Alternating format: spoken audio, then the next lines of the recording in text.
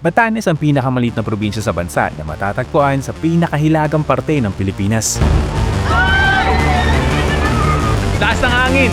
Kada ba dito may basement, taguan nila ng mga animals at dahil nga usapang maliit, pupuntahan natin ang pinakamaliit na isla na inhabited sa probinsyang ito. At yan ay ang Sabtang Island.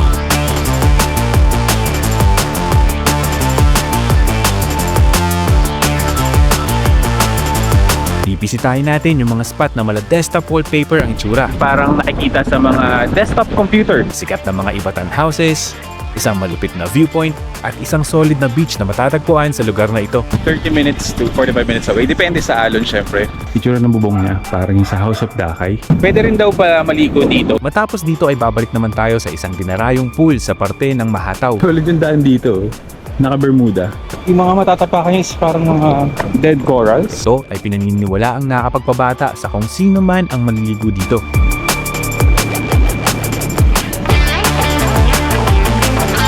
Kaya huwag na natin patagalin to. Tara, Batanes tayo!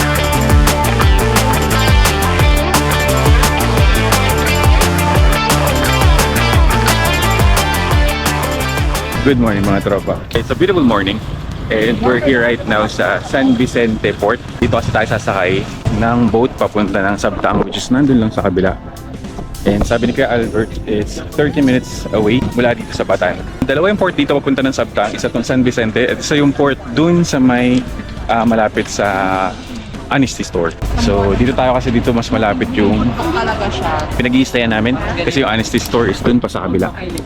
Kanina muntik na makancel pero since nag-aliwalas na is pinayagan na ng Coast Guard na bumiyahe papunta ng Sabtang.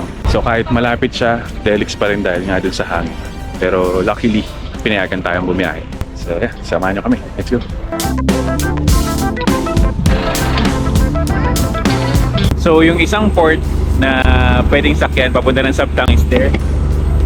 The port there. So meron din mga bumabiyahe doon papunta ng Sabtang. And right now sobrang alon.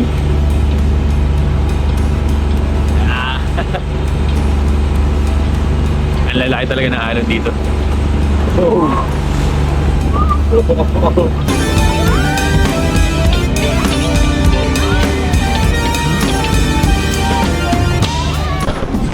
So touchdown, Sabtang. Nandito na tayo sa port of Sabtang. So sabi ko nga, it's just 30 minutes to 45 minutes away. Depende sa alon syempre. Pero sabi nila minsan mas mabilis. Ay minsan may time na kapag kalmado yung yung alon is mga 20 minutes lang, yun yung pinakamabilis. And mula rito sa port, kitang-kita na yung lighthouse na sikat dito sa Sabtang. So yung papunta rito, may makikita kayo sa left side. Kapag facing kayo sa Sabtang from Batan is para siyang nakahigang babae. Yung form nung bundok, nakaka-amaze. Medyo maalon yung biyahe natin, no? Nakakatakot ng konti pero sobrang exciting din and iba talaga experience. Pagdating dito sa Sabtang, pagbaba nyo ng port, ang unang makikita nyo is itong Sabtang Central School. Naka-front lang siya dun sa mismong port. And katabi ng Central School is yung San Vicente Ferrer Parish. May dala kayong drone, tapos mag-operate kayo ng drone dito sa Batanes. Kailangan nyo ng permit. Yung binayaran namin sa Batan is 1,000 for the whole stay na yun. And dito sa Sabtang is separate, which is 500 pesos kung di ako nagkakamali. So sabi ko nga, Batanes has 11 islands and islets. And tatlo sa mga islands dito is inhabited. Sabtang is the smallest inhabited island dito sa Batanes. Ang pinakamalaking island is yung Itbayat. So ang may pinakamaraming population is yung Batan. So this is the smallest among the three. And i-explore natin siya ngayong araw. Let's go!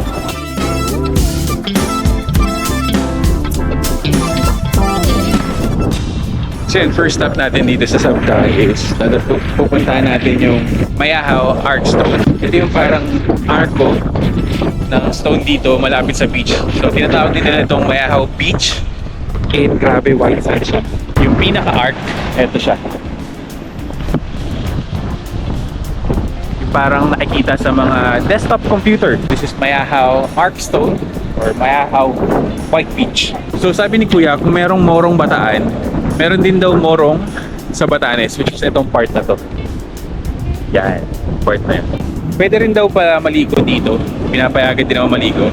So, sobrang ingat lang. Ingat-ingat kayo kasi sobrang lakas ng alon.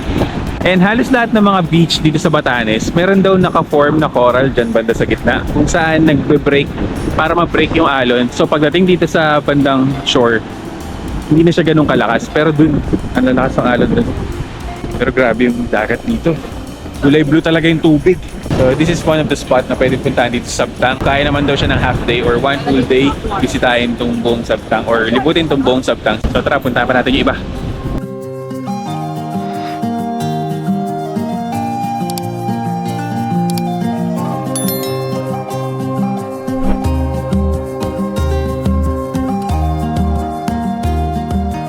So yun, nandito tayo sa part ng mga stone houses or vernacular houses. Dito to sa barangay sa Vidug. And ayon kay Kuya Albert, yung mga houses dito is composed of stones and yung mga boulders na maliliit, and pinagdikit-dikit siya ng limestone na may halong itlog, yung white ng itlog, yung nagsilbing semento para pagdikit-dikitin siya. And as per the local, wala siyang bakal nilalagay, so pure yung mga rocks lang yun, then limestone, then yung yun nga, yung apog. And yung walls niya is almost a meter long, ganun siya kakapal. And yung mga ilalim ng bahay is meron siyang mga parang tawag dito, basement.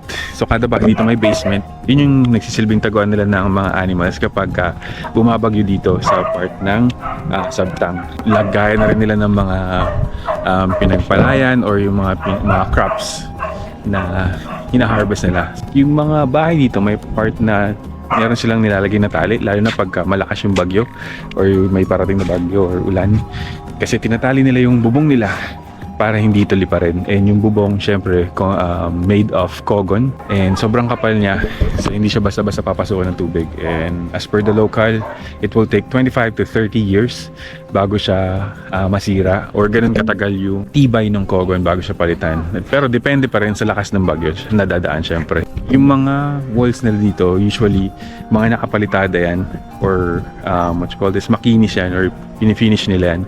Pero as time goes by, kapag dahil nga medyo napapabayaan na iba, nawawala na yung pinakapalitada or pinaka-finish niya, kaya lumalabas na yung mga rocks. Kaya ibang mga bahay dito naka-finish, pero iba medyo nag-show na yung rocks dahil nga sa tagal.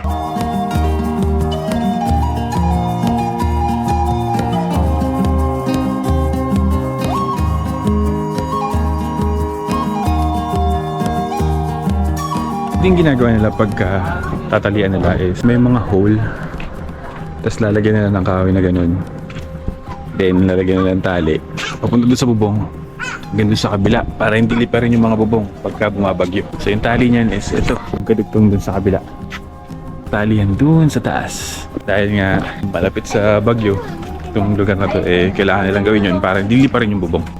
St. Thomas Aquinas Chapel.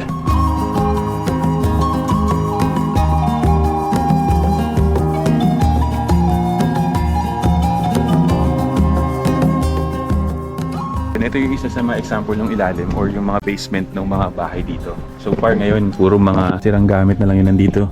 Pero usually, dyan nilalagay yung mga pinag-farmer nila or yung mga ina-harvest nila or yung mga animals nga daw para pag bumabagyo, merong pag-i-stayan yung mga animals.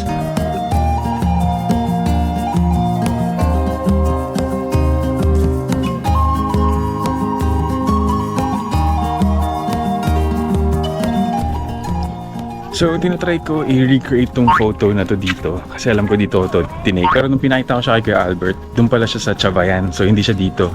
And Chavayan, hindi na natin mapupuntahan ngayon kasi sira yung daan, hindi na siya madadaanan kahit tao or sasakyan dahil sa nalaglag na bato dun sa daan. So, nasira siya. So, yun, sayang hindi natin ma-recreate yung photo.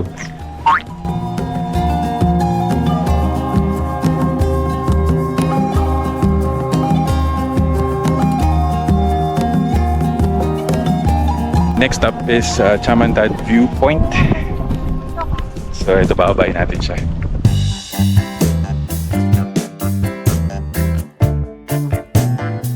So yung weather ngayon, biglang uulan tapos aaraw. Kanina umulan pagdating namin dito, tapos biglang umaraw lang ngayon saglit kaya binaba namin. Pero kumukulimlim na naman. Ang lakas ng hangin! May mga puno pa dito naman. Ang tawag ni Kuya dyan is wild palm tree. wild palm tree. Yung mga dahon daw niyan is ginagamit yun dun sa headdress. From here, kitang-kita yung Batan dito. Ayun yung Batan. Kung saan tayo nag-stay. Ito na yung pinaka viewpoint.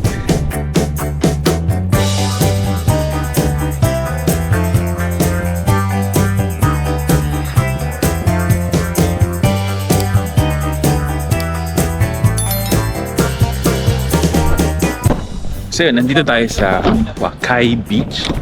Yan siya. Yan, grabe. Ito yung sun niya. Para siyang yellowish ang kulay. Hindi siya ganun kapino, pero pwede na, hindi siya mabato. Yan, grabe, ang blue ng tubig. Yan siya, isang mahaba pala siya hanggang dun. Napakaganda. Yan, no? Sulit na sulit yung pagbisita nyo dito. Kasi ito yung makikita nyo, sobrang solid. Talagang worth it yung binayad or yung papunta rito. Kaya talagang sulit. Kahit hindi natin napuntahan lahat, sobrang solid pa rin kasi napakaganda ng Batanes. This is one of a kind experience talaga.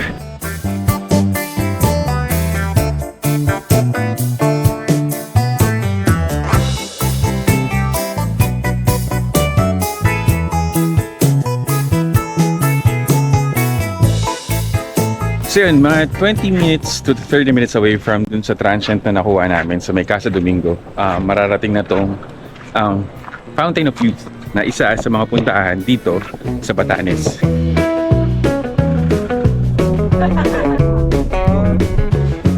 So ibababa lang kayo ng van dito sa pinakataas, then bababain nyo siya papunta dun sa Fountain of Youth. Nandun siya sa baba. Lalakarin nyo siya since hindi naman kasya yung van dito, and ito yung daan kasi, pabato.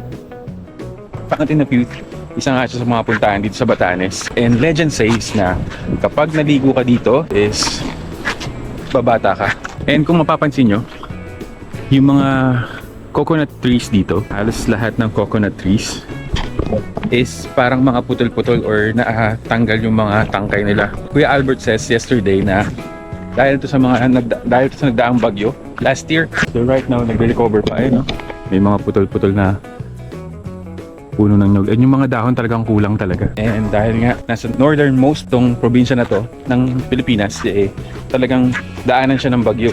Yung mga papunta ng Taiwan, and iba talaga yung lakas ng hangin dito. But good thing, maganda yung sikat ng araw, kaya it's a nice weather to explore and experience Fountain of Youth. Let's go! Tulad yung daan dito, naka-Bermuda. Merong part dito na medyo matarik. Ito siya. Medyo matarik yung pababa. Doon may mga hawakan naman silang nilagay dito para safe pa rin. Pero medyo matarik siya. So yung daan dito is ginawa nilang parang hagdan-hagdan ng mga bato.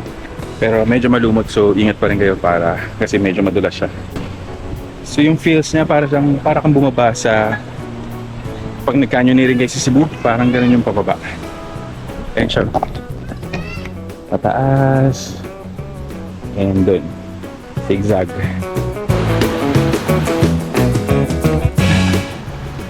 So yun, from here, may makikita kayong kubo tulad nito. So meron siyang dalawang kubo.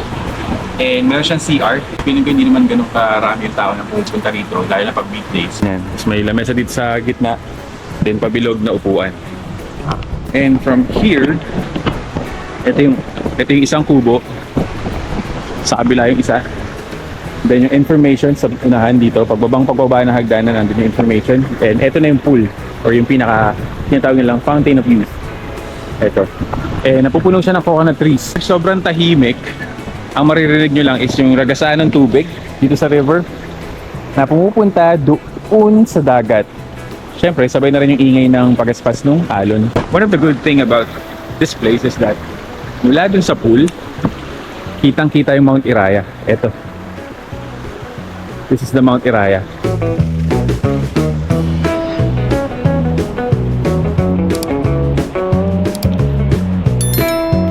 So from dun sa taas, pwede pa pala bumaba dito. Parang okay dito. Yung mga matatapakan niya is parang mga dead corals. Yan siya. Halo-halo. May malaki, may maliit. And from here, Ito na yung dagat. Napakalakas ng alon eh, no? Though, ito, may mga may white sand na dito. And maliliit na mga tipak ng corals. Ito yung Fountain of Youth o yung pinaka-pool. So yung tubig niya, feeling ko galing dun sa taas kasi meron sila mga tubo kung saan dumadaan yung tubig. Papunta dun sa pinaka-pool. And then from dun sa pool, meron din tubo palabas ng tubig. Pupunta dito sa dagat.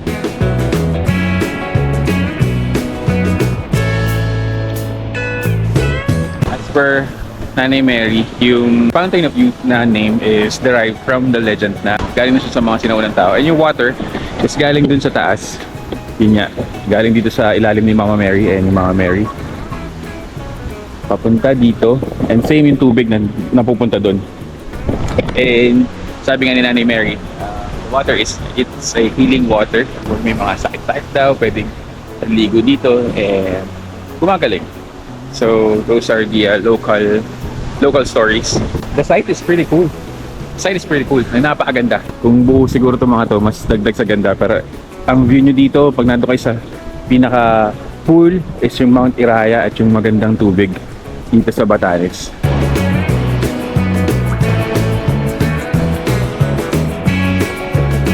So nandito tayo ngayon sa may ocean part o yung pinakadagat na part. If you have kids, tas pupunta kayo dito, I suggest huwag na kayo masyado magdagat kasi malakas yung alon talaga. Pwede namang dalhin pero syempre guidance pa rin, no? Bantayan nyo pa rin kasi malakas talaga yung alon. Or depende siguro sa season. May season siguro na mahina yung alon pero right now medyo malakas. Yung lalim niya is hanggang dibdib. Paano siya eh? Para siyang bowl. Medyo pa ganun siya. Mula sa gilid, mababaw, palalim hanggang dito sa part na to. Hanggang dibdib. 5'10" na ako. Malamig yung tubig. Mas malamig yung tubig dito kaysa dun sa dagat. Grabe, napakaganda ng Batanes. Sa gitna na itong pool, ito yung pinaka-fountain. This is the Fountain of Youth. Ayan, meron lang siyang fountain dyan. Naka-enclose sa isang bilog. Maliit. So may mini pool din. Itong malaking pool.